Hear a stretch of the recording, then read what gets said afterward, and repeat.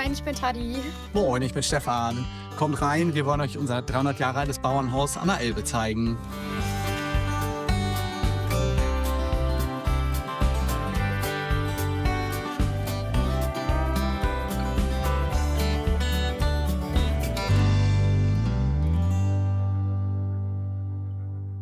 Ja, willkommen in unserem Wohn-, Küchen- und Schlafbereich.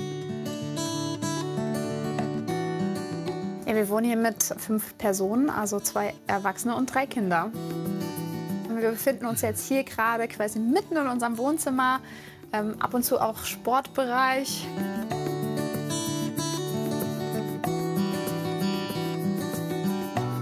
Wir haben ja alles so ein bisschen kompakt arrangiert und haben tatsächlich unsere Höhe ausgenutzt. Und hier hängt sehr viel unter der Decke. Hier war wirklich in dem Raum war früher eine offene Feuerstelle. Deswegen sind die Balken hier so schwarz, weil das der Ruß eben ist. Und früher hing halt hier tatsächlich Würste, Schinken und sowas von der Decke, damit der konserviert wurde durch den Rauch. Und heute hängen jetzt halt Trampoline von der Decke. Früher durfte man nicht ins Fettnäpfchen treten und heute trainiert man sich das Fett hier mit dem Trampolin weg. Trampolin ja, genau. runter.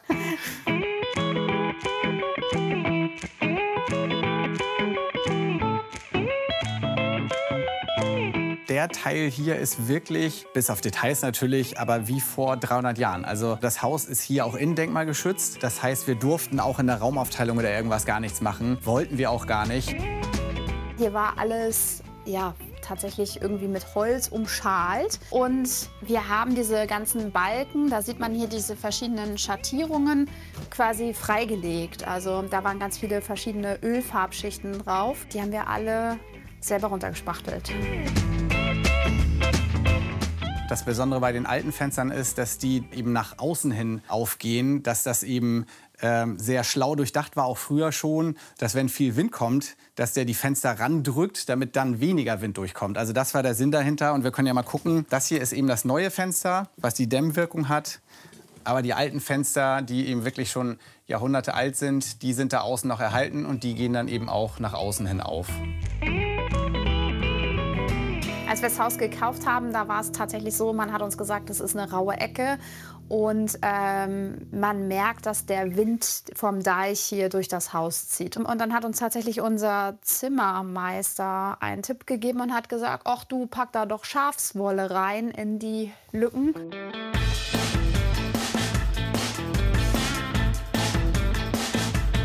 Das ist der Affe, den mein Vater meiner Mutter damals zur Verlobung geschenkt hat. Und ja, der ist mir sehr wertvoll. Ja, mein Vater ist leider relativ früh verstorben und ist einer der letzten Andenksel oder Mitbringsel, die es noch so von ihm gibt. Ja, das ist eine alte Vierländer-Truhe. Wir haben sehr lange nach einer solchen Truhe gesucht. Und es gibt sehr, sehr selten überhaupt Truhen, wo Intarsien auf dem Deckel drauf sind. Das war wirklich ein Glücksfund. Wir heißen ja mit Nachnamen Timmern und das Haus heißt Haus Anna. Und da gibt es sogar halt, die Truhe heißt Anna Timmern. Das war eine klassische Brauttruhe von früher. Wenn man hier mal reinguckt, wir haben jetzt lustige Dinge drin, sieht man halt hier, dass Beschreibungen drauf sind und man hat hier Dinge auf die hohe Kante gelegt, also Geld zum Beispiel.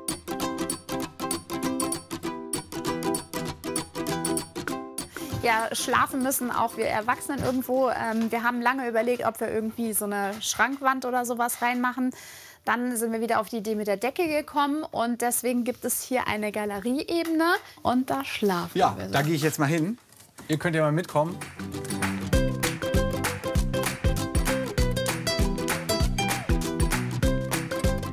Die Hochebene an sich haben tatsächlich noch die Zimmererleute eingezogen, weil die ja eh hier waren. Aber alles andere mit Geländer und die Treppe, die ich hochgekommen bin, die ist ja auch so ein bisschen flexibel. Genau, das haben wir dann im Nachhinein eingebaut. Was man hier halt ganz gut sieht, ist dann doch dieser Hauptträgerbalken. Dieser Balken ist sogar älter als 300 Jahre, ziemlich sicher, weil hier teilweise an Stellen irgendwelche Einkerbungen sind, die keinen Sinn ergeben. Und das deutet so ein bisschen darauf hin, dass der Balken noch älter ist und aus einem anderen Haus kommt.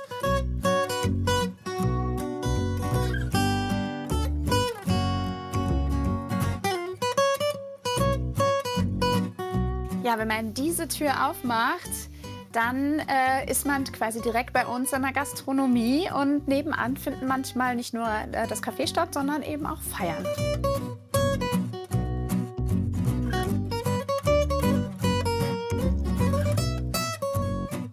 Also man ist wirklich immer mittendrin. Also egal was ist, man kriegt immer alles mit. Kann eben auch nerven so, also ne, um es mal ehrlich zu sagen. Aber es ist halt auch schön, weil unser Ursprungsgedanke war schon irgendwie, wir wollen Teil von diesem Hof sein. Früher war auf so einem Hof halt auch immer super viel Leben.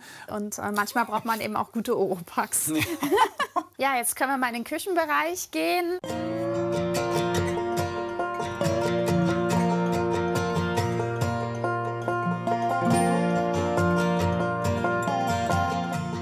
Ich habe irgendwann gemerkt, wir brauchen ja Platz. Wir müssen überall irgendwelche verrückten Dinge anhängen oder irgendwas. Und ich wollte in die alten Balken nicht jedes Mal reinbohren. Die werden ja auch nicht immer besser dadurch. Und dann dachte ich so, ja, die hängt da kann ich auch irgendwelche Sachen hinhängen. Und das geht dann teilweise mittlerweile so weit, dass auch Schraubzwinge an Schraubzwinge ist und sich irgendwelche verrückten Gebilde ergeben. Mittlerweile habe ich eben diesen Namen, Schraubzwing Stefan.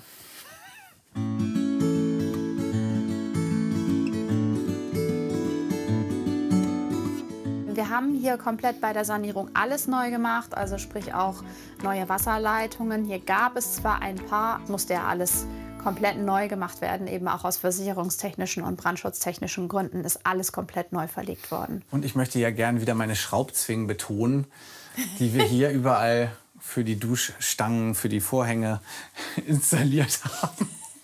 Ja, die einzige Person, die tatsächlich hier ein eigenes Zimmer hat, ist unser Sohn David.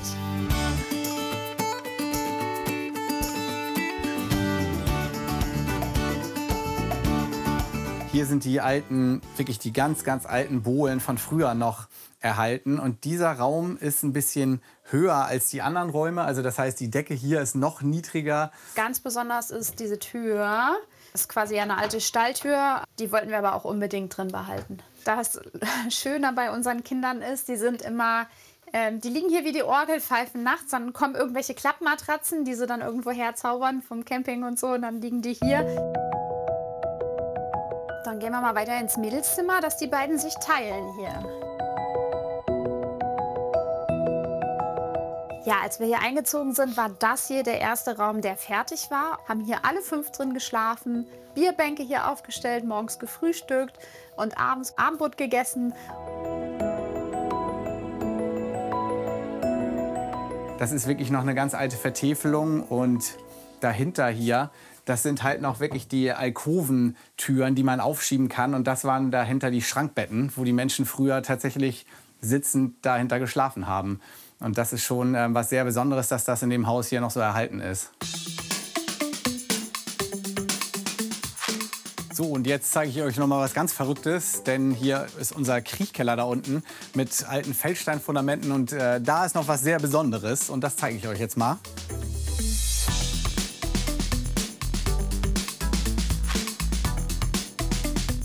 Sehr skurril war tatsächlich dieser Tresor. Und das Ding sieht zwar nicht so groß aus, aber das Teil muss hunderte Kilo wiegen. Man kann das mal aufmachen. Es macht ein unschönes Geräusch, auch beim Zumachen. Der war aber leer. Deswegen konnten wir uns so gar nicht erklären, was es damit auf sich hat. Aber wir vermuten, weil hier eben früher auch schon eine Schankwirtschaft drin war, eine kleine und so ein Tante-Emma-Laden, dass früher eben, wo es wirklich noch viel mehr mit Bargeld war oder Schmuck oder was weiß ich so, dass die den hier unten gelagert haben.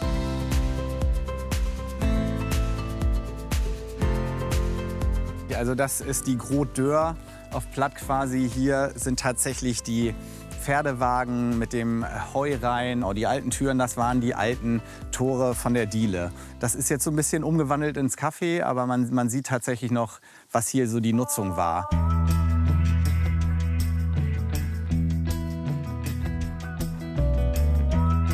Dieser tragende Balken, das ist ja mit der wichtigste statisch gesehene Balken, der hier das ganze Haus trägt, der war halt komplett morsch.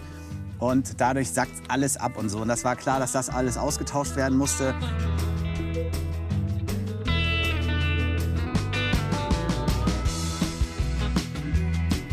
Wir mussten ein Jahr das Haus nur ausräumen, damit man überhaupt da was mit anfangen konnte. Also das Haus stand 10 Jahre ungefähr leer. Ja, beim Vorfinden war es tatsächlich eher abrissreif als so, wie es jetzt ist. Und tatsächlich ist es so, die haben als erstes dann das Dach gemacht, das Reetdach, weil gerade auf dieser Seite, also da, wo jetzt die Gaube ist, da waren sehr, sehr viele Löcher drin und die haben wir dann am Anfang notdürftig geflickt tatsächlich. Da ist Stefan hochgeklettert und hat so Wellbleche ins Reetdach reingeschoben. Hat aber nicht wirklich was gebracht. Also naja, immer wenn es geregnet hat, wir hatten da so alte Zinkwannen drunter, mussten wir halt hierher fahren und diese Zinkwannen hinterher ausleeren. Ja, ich kann nur hoffen, dass das Wetter etwas besser wird, weil ja, sonst fällt das Haus ja doch irgendwann zusammen.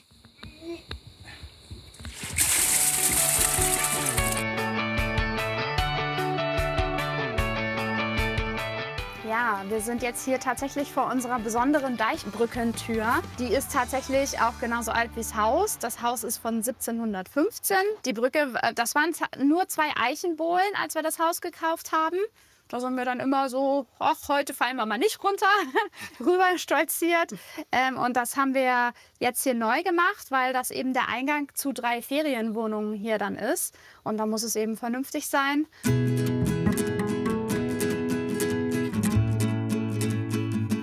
Jetzt sind wir in unserem Waldhütten-kleinen Wäldchen tatsächlich. Es war eine Idee von uns. Diese Hütten sind nachempfunden den damaligen Feldarbeiterhütten.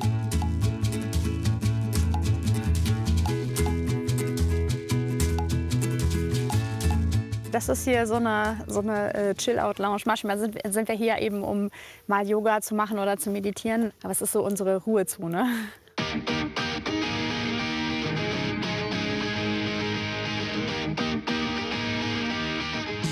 Ja, wollen wir einen Blick in die Scheune werfen?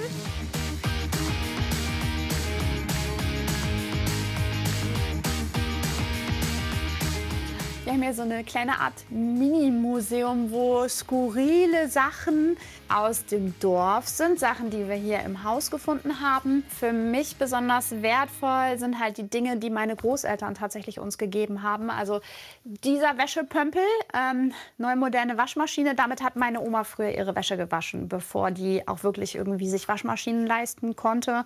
Das ist eine lebendige Geschichte. Also klar, meine Oma lebt noch und kann noch erzählen, aber irgendwann wird sie nicht mehr erzählen können und dann kann ich vielleicht ihre Geschichte weitererzählen.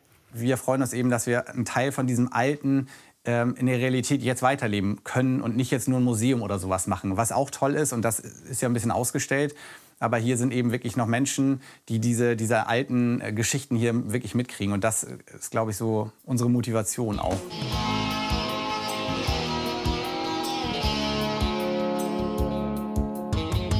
Dieses Haus ist 300 Jahre alt. Das heißt, dieses Haus hat definitiv mehr Geschichten mitbekommen, als wir jemals mitbekommen werden. Und ich bin tatsächlich sehr stolz, ein Teil davon zu sein. Und manchmal wünsche ich mir, dass diese Geschichten, die das Haus geschrieben hat, durch uns so ein bisschen weitergeschrieben wird.